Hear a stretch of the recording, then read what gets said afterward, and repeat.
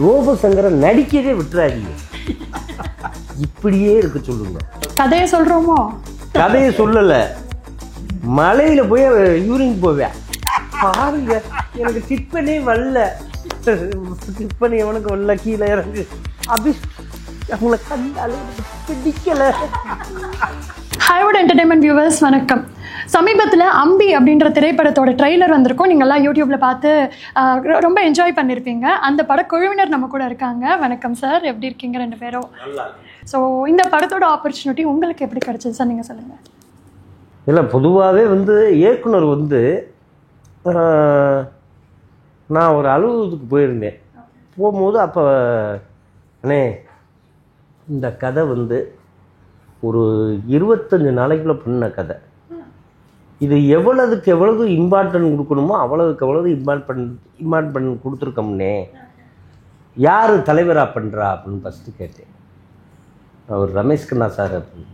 ஐயோ, ரமேஷ் அண்ணா பின்னிருவாப்பில், அவரை போட்டது படத்துக்கு பெரிய ப்ளஸ்ஸுங்க அப்படின்னு. ஏன்னா நம்மளுக்கு எதுவும் தெரியலைனாலும் அவர் ஒரு இயக்குனராக இருந்தவர். ஏன்னா உதவி இயக்குனராக KS ரவிக்குமார் சார்கிட்ட இருந்தாங்க, மற்ற விக்ரம் சார்கிட்ட இருந்தாங்க, எல்லாத்துட்டையுமே இருந்தவர். எடுத்து கொடுத்து நல்லா பண்ணி விட்டுருவாருங்க, அவரை போட்டது ப்ளஸ்ஸு அப்படின்னு நான் சொன்னேன். அப்புறம் வேறு யாரை போட்டிருக்கீ அப்படின்னு. இமான் அண்ணாச்சி, அவர் சைடு வேறு மாதிரி, சொல்லுங்கம்மா சொல்லுங்க அப்படின்னு கேட்பார் அவர். இமான் அண்ணாச்சி அவர் கலக்கலங்கள் கரெக்டாக இருக்கும் அப்படின்னு. அப்புறம் அவர் சிவராமனை போட்டிருக்காங்க, ரோபசங்கர் அண்ணன் போட்டிருக்காங்க, ரோபசங்கரை போட்டிருக்காங்க. கீரோனி அந்த தலைவருடைய பொண்ணுனே கீரோனி. கதையை பற்றி என்கிட்ட சொன்னார். சொல்லும் போது ரோபசங்கரை நடிக்கவே விட்டுறாதீங்க, இப்படியே இருக்க சொல்லுங்க. ஏன்னா மூத்திரம் மேஞ்சானா வால் உடஞ்சி இருந்துடும், காமுடிச்சவரை இடிஞ்சிடும். கதையில் அப்படிப்பட்ட கேரக்டரு. சர்ப்பத்தை கலந்து வச்சா இப்படின்னு சொன்னா அது என்ன மைடியர் குட்டிச்சாத்தியான் பார்த்தீங்களா, அது மாதிரி இது ஒன்று. படத்தில் கேரக்டராகவே நான் பேசியிருப்பேன். தலைவரே அவன் வந்ததுக்கப்புறமே உங்களுக்கு அடிக்குது சாக்கு போட்டு, நீங்கள் அடுத்து CM ஆவீங்க, PM ஆவீங்க, அதுக்கப்புறம் ஒரு நாளைக்கு இதாக ஆயிடுவீங்க அப்படின்னு இப்படி பேசிக்கிட்டே இருப்பேன். ஆமாடா, இது வரைக்கும் எனக்கு முதல்வர் பேசாதால் என்னை கூப்பிட்டு பேசுகிறாருடா அப்படின்னு. அவன் வந்த நேரம் தான் தலைவா, அவனையே வெளியில் வருதியே, பிடிச்சி லாக் பண்ணுங்க அப்படின்னு. அவன் ஒரு பைத்தியக்காரன் மாதிரி இருப்பேன். டேய் கூட்டிகிட்டு போங்கடா அவனை இல்லை. சரின்னு ஒரு மலையில் போய் கதையை சொல்கிறோமோ? கதையை சொல்லலை, மலையில் போய் யூரின் போவேன். பக்கத்தில் இருக்கிற எதிர்கட்சி விட்டு காரு இந்த யூரின் போகும்போது டமார்னு அடித்து கார் கண்டமாயிரும். என்னடா அவன் மலையில் போகிறதுக்கே எப்படின்னா, அப்போ பப்ளிக்குள்ளே விட்டால் என்ன ஆகும்? சின்ன குழந்தைகளுக்கும் அதே மாதிரி இன்னைக்கு உள்ள மக்களுக்கு சொல்லக்கூடிய ஒரு விஷயத்தை சூப்பராக எலிவின்னு சொல்லியிருக்காரு. ஒரு ஃபேமிலி ட்ராமா. ஆமாம், அருமையான டைரக்டருங்க, ஜாலியான இடத்துல குடும்பத்தினர் 2 பேர் இருக்கீங்க. நிறைய இடத்துல நிறைய பேருக்கு இன்னும் தெரியாது சார், நீங்கள் தான் அவரோட அண்ணா அப்படின்றது நிறைய பேருக்கு தெரியாது. உண்மைதான் இல்லையா? நிறைய பேருக்கு தெரியாது. ஸோ அப்படி இருக்கப்போ உங்களுக்கு இந்த படத்தோட சான்ஸ் ஃபர்ஸ்ட் அவருக்கு வந்ததா உங்களுக்கு வந்ததா, யாருக்கு வந்தது? இல்லை, இறையருள்ள தம்பியை ஃபைனல் பண்ணாங்க. எனக்கு இது 6வது படம்னு நினைக்கிறேன். ஸ்பாட்டில் தான் தம்பிக்கே தெரியும் நானும் பண்ணுறேன்னு. இல்லை, ஆக்சுவலாக இவர் நிறைய படம் ஸ்கிரிப்ட் ஒர்க்கு, 2வது நடிகர்கள் ஃப்ரெண்ட் ஆயிடுவார் போய், இதை விட இயக்குனர்கிட்ட செட் ஆகி உட்காந்துருவார். அங்கே தானே சார் இம்பார்ட்டன்ட்டு, அவர் தான். அதாவது இந்த இடம் வர வளர்த்து விட்ட அத்துணை இயக்குனர்களுக்கும் நன்றி. ஃபஸ்ட்டு எல்வின் போசர் ஃபைனல் பண்ணையில் சொன்னார், எனக்கு கிடைச்ச மிகப்பெரிய கிஃப்ட்டு தம்பியோடு சேர்ந்து நடிக்கிறது. அவருக்கு ஒரு பாசிட்டிவ். அதை விட நடிப்புலக ஜாம்பவான்கள் அண்ணன் ரமேஷ் கண்ணா அண்ணன், அண்ணன் கருப்பண்ணன், இமான் அண்ணன், நாங்கள் 4 பேரும் இல்லாத காம்போவே இருக்காது. ஒரு 8-9 நாள் பண்ணோம்னு நினைக்கிறேன். 9 நாளும் எனக்கு கிடைத்த மிகப்பெரிய கலைப்பயணத்தினுடைய வரலாறுன்னு அந்த இடத்த சொல்லுவேன். நிறைய கற்றுக்குறோம், on screen off screen. Shoot முடிஞ்சதுக்கப்புறம் அண்ணனோட ரூமில் உட்காந்துட்டு இருக்கல அவ்வளோ பேசுவோம். ஸோ இந்த படம் வந்து எல்வின் போஸுக்கு வந்து மிகப்பெரிய ஒரு கட்டத்தை கொண்டு போகிறது, தம்பியையும் இதுவரை இருந்த இடத்துல இருந்து அடுத்த ஒரு கட்டத்துக்கு ட்ராவலுக்கு கொண்டு போகிற படம். ஸோ அதுக்கு இயக்குனர் கம் ப்ரொடியூசர் எல்வின் போஸிற்கும் தம்பி ரோபோக்கும் என் கூட நடித்த மரியாதைக்குரிய அனைத்து திரையுலக ஜாம்பவான்களுக்கும் நான் நன்றி சொல்லணும் இந்த இடத்துல. ஏன்னா இது படமா இல்லைம்மா, நாங்கள் ஒரு குடும்பமாக போய் வாழ்ந்துட்டோம்.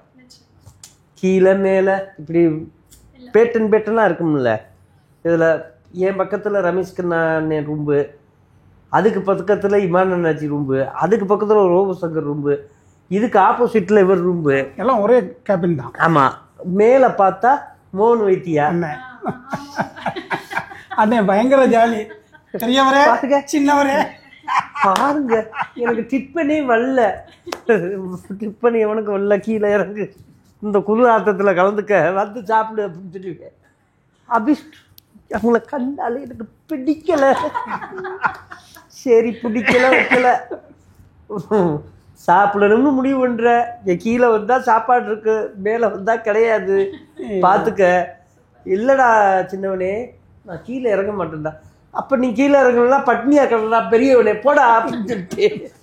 ஸோ இது வந்து ஒரு கிராமத்துக்குள்ளேயே நடக்கிற மாதிரி தான் ட்ரெய்லர் பார்க்குற வரைக்கும் இல்லையா? நீங்கள் ஒரு லொக்கேஷன் போய் அங்கேயே தான் ஃபுல்லாக இருந்தது. கள்ளக்குறிச்சிக்கு பக்கத்தில் சங்கராபுரம்ங்கிற ஒரு நல்ல அருமையான ஊர். அந்த மக்களுக்கும் நன்றி சொல்லணும் சார், அவ்வளோ ஒத்துழைப்பு. சூப்பர். எனக்கு ஒரு டவுட்டு சார், வீட்டில் அண்ணன் தம்பி எல்லாம் ஓகே, படத்தில் எப்படி ஆப்போசிட் ப்ரொட்டகனிஸ்ட் ஆண்டகனிஸ்ட் மாதிரியா? ஷெட்யூலுக்கு வந்து இறங்கின மறு செகண்டுமே அவர் ஒரு அந்த படத்தினுடைய கதை நாயகன். அந்த பெஞ்சு மார்க்கு தான் நான் கொடுத்தேன். சக நடிகர்களாக தான் அங்கே அண்ணன் தம்பின்னு தம்பியோட நான் உட்காந்து சாப்பிட்டதும் இல்லை. இல்லை, ஆக்சுவலாக வந்து இவருக்கு என்ன அங்கே வேலைன்னா அண்ணன் தம்பியாக பேசிக்கிற மாட்டார். அவருக்கு ஹீரோன்னு ஒரு வேலையை பார்ப்பார். இவர் வந்து இந்த ரமேஷ் கண்ணா அண்ணன் கூட என்ன கேரக்டர் நம்ம பண்ணிக்கிட்டு இருக்கோம். ஏன்னா அவருக்கு வந்து ஒரு வக்கீல் கேரக்டர் பண்ணுறாரு. வக்கீல் என்னென்ன வேலையை பண்ணுவார் அதை மட்டும்தான் அவர் பார்ப்பாரே தவிர அண்ணன் தம்பி அப்படின்னு பேசினா கூட சாப்பிடுங்கன்னு சொன்னால் கூட இல்லைப்பா நான் சாப்பிட்டப்பா அப்படின்னு சொல்லிட்டு போய்கிட்டே இருப்பார். உங்களுக்கு வந்து எதிர் கேரக்டரா இல்லை நீங்கள் ரெண்டு பேரும் ரோபோ சங்கர் கேரக்டருக்கும் அண்ணன் கேரக்டருக்கும்? மினிஸ்டருடைய பாலிய நண்பன் வக்கீல், அண்ணன் தான் அவருடைய கடைஸ்வர ட்ராவல் ஆகக்கூடிய நண்பர். ஸோ எல்லாரும் ஒரு காம்போ மாதிரியா அவர் ஆப்போசிட்டில் இருப்பார். நான் எதிர்பார்த்தேன் இங்கே தம்பி ஹீரோ இங்கே அண்ணா வில்லன் அப்படி பயங்கர. இல்லை, பாசிட்டிவ் கேரக்டர் தான், பாசிட்டிவ் கேரக்டர் தான். நாங்கள் வந்து கிட்டத்தட்ட நான் ஸ்கூல் படிக்கும் போதுலேருந்தே உங்கள் காமெடி எல்லாம் என்ஜாய் பண்ணி வந்த டைம் தான் அதெல்லாமே. குறிப்பிட்ட படங்களில் ஸ்க்ரீன் ஸ்பேஸ் நிறையா இருக்கும் போது அதை நாங்கள் என்ஜாய் பண்ணி பார்ப்போம். தாமிரபரணியாக இருக்கட்டும், இல்லை அரையன் 305 இருக்கா, அந்த படமெல்லாம் வந்து ஒரு இப்போ பார்த்தா கூட எங்களுக்கு அந்த காமெடி என்ஜாய் பண்ண தோணும். அந்த ஒரு இமேஜினேஷன் இருக்கு இல்லையா? கடவுளாக நான் ஒரு நாள் இருந்தால் எப்படி இருக்கும்? கடவுளாக நான் இருந்தால் சத்தியமாக இன்னைக்கு காலையில் ஒரு 7 வருஷம் கழித்து ஒருத்தர் உதவி இயக்குனரை பார்த்தேன். நான் ஒரு கடையில் உட்காந்துக்கிட்டு இருக்கேன். கடையில் உட்காந்துருக்கேன்னா பலசரக்கடை. இந்த பலசரக்கடையில் பால் பாக்கெட்டு ஒரு பைய வச்சுட்டு போகிறேன். அண்ணே நீங்கள் இங்கே தானே உட்காந்துருப்பீங்க அப்படின்னு. ஆமாப்பா தம்பி, என்னப்பா, இந்த நாயை வந்து இந்த பால் பாக்கெட்டில் வாய் வைக்காமல் பார்த்துக்குறீங்கண்ணே, கடைக்காரர் இப்போ வாரம்னு சொல்லியிருக்காரு. நான் இன்னும் ஒரு அரை மணி நேரத்துக்கு நீங்கள் தான் உட்காந்துருப்பேன். அவர் வார வரைக்கும் நான் உட்காந்துருக்கேன். அதுக்கப்புறம் எனக்கு வேலை வந்தால் நான் கிளம்பிடுவேன், தப்பாக நீ நினைக்காத அப்படின்னு சொன்னேன். சரிண்ணே அப்படின்னு சொல்லிட்டு போனேன். உட்காந்துருக்கும் போது வந்துட்டாப்புல அவர் மாதை சாருடைய உதவி இயக்குனர் வந்து பார்த்தாப்புல பார்க்க, அண்ணன் என்னென்ன இங்கே உட்காந்துருக்கேன் அப்படின்னு. கடைக்காரர் நம்ம நண்பர்தேன், இந்த பாலை போட்டு போயிட்டேன், கட்டையை தூக்கி வச்சுட்டு போயிட்டேன். இந்த நாயினா சும்மா இருக்காது, காலை பெய்கிறவர் தள்ளி விட்டுட்டு வாயை உள்ளே வச்சுருவார், அதுக்காக உட்காந்துருக்கேன். வீடு எங்கேனே பக்கத்துலதே. சரிண்ணே அப்படின்னு அப்புறம் டைரக்டரை பற்றி பேசிக்கிட்டு இருந்தோம். பேசும்போது அங்கன கூட சங்கர் சாவுக்கு ஞாபகம் வந்துச்சு. இதை பற்றி சொன்னேன். இந்த அரையன் 305 கடவுள் பண்ணும்போது அப்போ சாங்கு ஒன்று ஏவிஎம் கூட பண்ணிக்கிட்டு இருக்கோம். தினேஷ் மாஸ்டர் தான் அதுக்கு மாஸ்டர். அப்போ இது பண்ணும்போது பார்த்தா அப்படியே ஒரு மாதிரியாக வறட்சியாக பெண்கள் வந்து ஏதோ ரொம்ப டல்லானது மாதிரி இருந்தாங்க. சார் வந்தார். சார் எப்போவுமே அந்த பெரிய காரில் தான் வருவாங்க, ஆடி இந்த மாதிரி காரில் தான் சங்கர் சார் வருவார். வரும்போது இப்படி பார்த்தாரு, என்னையா கண்டா இருப்பாடுறாப்புல சந்தானம் பார்த்தாரு. ஒரு வறட்சியான ரசிகல்ஸாக இருக்குங்க. பெங்களூர்லேருந்து ஒரு 30 பிள்ளைகள் இறக்கி விடு ஆடட்டு ஆனாத்தாய் அந்த சாங்க்கு ஒரு கலக்கல. ஆமா ஆமா, ஒரு சாங் நீங்களும் சந்தானம் சாரும் ஆடுவீங்க. பணம் வந்த ஒன்று என்ஜாய் பண்ணுற கேரக்டர். அப்போ கருப்பு சாங்கு கேல்ஸ்கள் சரியில்லையா, நாளை காலையில் பண்ணிக்கிடுவோம் அப்படின்னு சொல்லிட்டு அப்போவே அனுப்பிட்டாங்க. சாப்பாடு பண்ணால் சாப்பிட்டு விட்டு நாங்கள் பாட்டுக்கு வந்து அடுத்த நாள் போனால் கெட்டப்புனா பார்த்தா அப்பா கையை அடிச்சு முடியை அப்படி ஏற்றி பாடினா பஞ்சு பண்ணி ட்ரிம் பண்ணி எடுக்கமே நட நட நட அது எங்களோட நட ராஜ ராஜ நடடா நாங்கள்லாம் கடவுளடா அது அர்னால்டுக்கே தெரியுமடா அப்படின்னு உடனே அந்த வரியை அவர் சார் பார்த்துக்கிட்டு இருக்காங்க. சங்கர் சார் பார்த்துட்டு வானத்தில் மாங்காய் தோப்பு ஒன்று வாங்கி அதில் வாக்கியா ஒன்று வெட்டி ஐர மீன் பிடிக்க போகிறேன் குட்டி அப்படின்னு. அப்போ இவங்க கடவுளா உண்மையிலே ஆனால் என்னடா அப்படின்னு உள்ள ஃபீலிங்கை வந்து ஜனங்களுக்கு கொடுத்தாச்சு. கொடுத்தாலும் அதை வந்து அவ்வளோ உணர்வு பூர்வமாக இப்படித்தான் இந்த மாதிரி தான் பண்ணணும் அப்படின்னு சினிமாவை வந்து ஒரு ஏன்னா சங்கர் சார் படம்னாலே ஒரு பிரம்மாண்டம் இருக்கும். அதை கொடுத்த சங்கர் சாருக்கு நான் அந்த டயத்தில் நன்றியை நான் சொல்லிக்கிறேன். தொடர்ந்து விஷால் சாரோட அதிகப்படியான படங்கள் நடிச்சிருக்கீங்க அப்படின்னு அந்த காம்பினேஷன் ஒர்க் அவுட் ஆனதுனாலயா? இல்லை, எனக்கு விஷால் அப்புக்கு எனக்கு வந்து ரொம்ப காம்பினேஷன் வந்து கரெக்டாக ஒத்து வரும். ஏன்னா சண்டைக்கோழியாக இருக்கட்டும், தாமிரபரணியாக இருக்கட்டும், சிவப்பதிகாரமாக இருக்கட்டும், அதுக்கப்புறம் சண்டைக்கோழி 2வாக இருக்கட்டும், எனக்கு வந்து அவர் படம்லாம் ஒரு சென்டிமெண்ட்டாக இருக்கும். நாங்கள் ஒரே மாவட்டமாக இருக்கிறது மாதிரியே இருக்கும். ஏன்னா அவர் மதுரைக்கார மாதிரி இருப்பார், நானும் மதுரைக்கார பையன் மாதிரி இருப்பேன். 2 பேருக்கு அது ஒட்டாயிக்கிறேன். ஒரு சில காமெடி கதாபாத்திரங்கள் பேரோட ஞாபகம் இருக்குன்னா அப்போ அந்த காமெடி வந்து தியேட்டரில் நம்ம அப்படி சிரிச்சிருப்போம் அப்படின்னு. அதில் டக்ளஸ் வந்து எங்கள் எல்லாருக்கும் வந்து அப்படி ஒரு இன்னுமே வந்து நாங்கள் எங்கள் கூட இருக்க ஃப்ரெண்ட்ஸை கலாய்ச்சிப்போம், டே டக்ளஸ் அப்படின்னு கலாய்க்கிறக்கூடிய ஒரு கேரக்டர் இல்லையா? ஸோ அந்தளவுக்கு நாங்கள் இந்த திரைப்படத்தில் அம்பியில் எதிர்பார்க்கலாமா? பருத்தவீரன் லெவலுக்கு எதிர்பார்க்கலாம்? பொதுவாகவே வந்து அந்த இடத்துல ஓட்டுறது இமான் அண்ணாச்சிட்டே என்னை ஓட்டுவார். ஆமாம், பயங்கரமாக. நான் ஒரு நாள் சிஎம் ஆகி பிஎம் ஆகி டிஎம் ஆகி அப்படின்னு இதில் கொண்டு வரும்போதே ஏன் பயவில்லை, ஏன் ஒயாம பிபின்னே சொல்கிறேன், போ பயவில்லை அப்படின்னு அவர் அவருக்கு அந்த சிலாவுக்கு நல்லா இருக்கும். அது வந்து அம்பியில் வந்து பிரம்மாண்டமாக ஒர்க் அவுட் ஆயிருக்கு. அதே மாதிரி அண்ணன் வந்து அதிகமாக என்னை கலாய்ப்பார். ஐயோ வக்கீல் எப்போ பார்த்தாலும் சந்தேகப்பட்டுட்டே இருக்காங்க அல்ல அந்த கேரக்டரோட தான் போகுது. நீனா என்னையா கோர்ட்டுக்கு போகாத வைக்கலா இருப்பவருக்கு ஞாயிற்றுக்கிழமை வைக்கலையா அப்படின்னு நினைப்பேன். ஏயா இப்படி பாடாப்படுத்துற, அதிகமாக அவனை சந்தேகப்பட்டுக்கிட்டு இருக்க வாயா, அவன் வந்ததுனாலதான் இங்கே தலைவருக்கு எல்லாமே ஒர்க் அவுட் ஆகிக்கிட்டு இருக்கு அப்படின்னு. உடனே நீங்கள் அடுத்த சிஎம்னு போன்னு வரும் தலைவருக்கு, டே கருப்பு நீ சொன்னது கரெக்டாக இருக்குடா அப்படின்னு அவர் நம்மளை நம்ப ஆரம்பிச்சிருவார். ரொம்ப இடையில இருந்தாலும் தலைவரே நான் ஒரு இதுக்கு சொல்கிறேன் அப்படின்னு சொல்லும் போது, இங்கே வக்கீல் தலைவர் கரெக்டாக இருக்காரு, நீ அவரை குழப்பாத போ அப்படின்னு சொல்லி அந்த கேஷுவல் காமெடி இருக்குது பார்த்தீங்களா, எல்லாரும் நடிச்சுக்கிட்டு இருப்பாங்க, நம்ம நடிக்காம கேஷுவலாக பண்ணிட்டு போகிறோம். அதில் இயக்குனர் வந்து எல்லாத்தையுமே சுதந்திரமாக கொடுத்து இந்த இடத்துக்கு என்ன நீங்கள் பண்ணணுமோ அந்த மீட்டரை பண்ணுங்க. அது ரொம்ப ரொம்ப இயக்குனர் எதிர்பார்க்குறத விடையும் ஜாஸ்தியாக. ஆமாம், ஏன்னா இப்போ அண்ணன்ட்ட வந்து ஒரு மீட்டரை கொடுத்து இந்த மீட்டர் தான் நீங்கள் பண்ணணும்னா தான் தப்பு, ஆனால் இதுதான் நீங்கள் பண்ணுங்கன்னா அண்ணன் பூந்து விளையாண்டுருவார். இல்லை இப்போ 2வது அவர் படம் கம்மிட் ஆயிடுச்சு தெரியுமா, அடுத்த ஒரு படம். ஆமாம், படம் கம்மிட் ஆயிடுச்சு. அவர் கதை சொல்லிட்டாரு. ஓகே, ஒரு 4 இடத்துல சொல்லியிருக்காருங்க. ஒரு நான் பேர் சொல்ல விரும்பலை, ஒரு பெரிய மூவியில் சொல்லியிருக்காரு. அதையும் அவங்க வந்து ஏற்றுக்கிட்டாங்க. இந்த டைரக்டரை வச்சு பண்ணால் எப்படி தெரியுமா, மேக்ஸிம் வந்து 30 நாளில் பண்ண வேண்டிய சீனை ஒரு 17 நாளில் முடிச்சுடுவாப்புல. அவ்வளோ பாஸ்ட்டுங்க. இதுதானே இதுக்கு மேலே ஒன்றும் வேணாம்னே, இதை நான் பார்த்துக்கிறேனே, அதை பார்த்துக்கிறேனே, இதை பண்ணுங்கண்ணே, உங்கள் நோக்கம் தானே, என்ன வேணாலும் பண்ணுங்கண்ணே அப்படின்னு சொல்லிடுவாங்க. இந்த படமே மொத்தமே 17 to 18 நாள் தான், 1.25 கால் சீட்டு டெய்லி. டோட்டல் ஷூட்டை ஒரே ஷெட்யூலில் முடிச்சுட்டு வந்துட்டாங்க. சார் பிரதர் படத்தில் உங்களோட கதாபாத்திரம் பார்த்துருப்போம். ஸோ அந்த கேரக்டர் தான் ஒரு டேர்னிங் பாயிண்ட் மாதிரி அந்த படத்தில், அப்படி இல்லையா? அதுக்கு டிராஸ்டிக்காக இதில் வந்து ஒரு வக்கீல் லாயர் கேரக்டர். ஸோ நம்ம அந்த கெட்டப் அப்பப்போ அந்த குணச்சித்திர நடிகர்கள் நான் பண்ண இல்லை.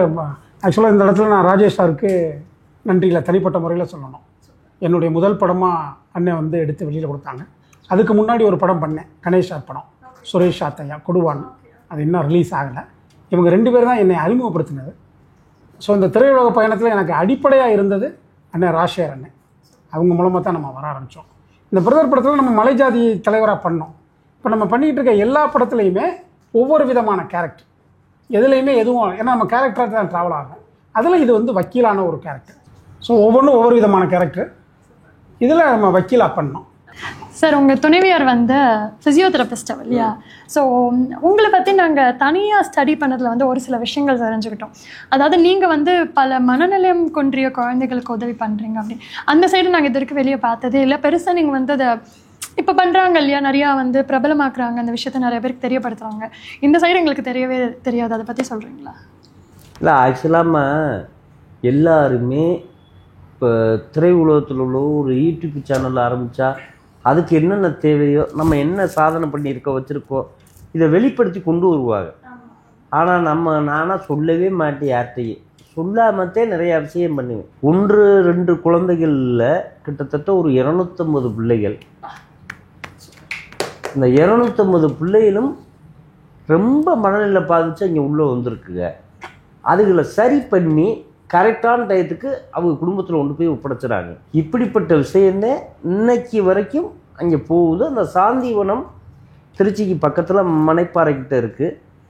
எந்த விஷயமா இருந்தாலும் என்கிட்ட ஃபோன் பண்ணி ஒரு வார்த்தை கேட்டுக்கிடுவாங்க. இதுக்கு டாக்டருக்கு நான் நன்றி சொல்லணும். ஏன்னா டாக்டர் வந்து நல்ல ஒரு ஹெல்ப்பு, கரெக்டாக எல்லா இடத்துலையும் பண்ணிக்கிட்டு இருப்பார். அப்பா அவர்கிட்ட சொல்லிடுங்கப்பான்னு சொல்லிடுவார். எந்த தகவல் வந்தாலும் சொல்லிடுங்கப்பா அப்படின்னு சொல்லிடுவார்.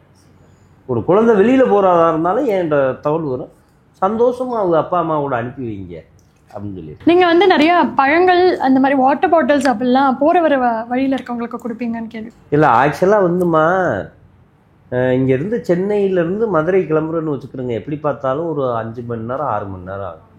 அந்த 6 மணி நேரத்தில் செங்கல்பட்டு, அடுத்து பார்த்தா மேல்மருவத்தூர், இது 2 இடத்துலையுமே இந்த பனங்கிழங்கு, நொங்கு, அதே மாதிரி வந்து அப்புறம் கடலை, ஆமாம் எல்லாமே விற்பாங்க. நவாப்பழம் விற்பாங்க, அன்னாச்சி பழம் விற்பாங்க, வெள்ளரி பழம் விற்பாங்க. இதெல்லாம் வாங்கி டிரைவரு அசிஸ்டண்ட்னா என்ன இருந்தாலும் கடை இடம் வைக்க போகிறாரு, அப்படி வாங்கி வச்சுருக்காரு அப்படின்னு நினைப்பாங்க. அதை பற்றி தப்பாகவே நிறையா நான் ஒன்று எடுத்து டேஸ்ட் பண்ணுவேன். பண்ணிவிட்டு இந்த ரோட்டில் மனநிலை பாதிக்கப்பட்டவர்கள் நடந்து போவாங்கல்ல, அப்போ வந்து பார்த்தா அவங்களுக்கு சாப்பிட்றது என்னன்னு தெரியாது, சூடு என்னன்னு தெரியாது. அப்போ இந்த பனங்கிழங்கு, கடலை, நொங்கு இதெல்லாம் கொடுத்துட்டா இவங்களுக்கு உடம்புக்கு ஒரு தெளிச்சி மாதிரி இருக்கும். ஒரு 2 வாட்டர் பாட்டிலை கையில் எடுத்து கொடுத்துருங்க.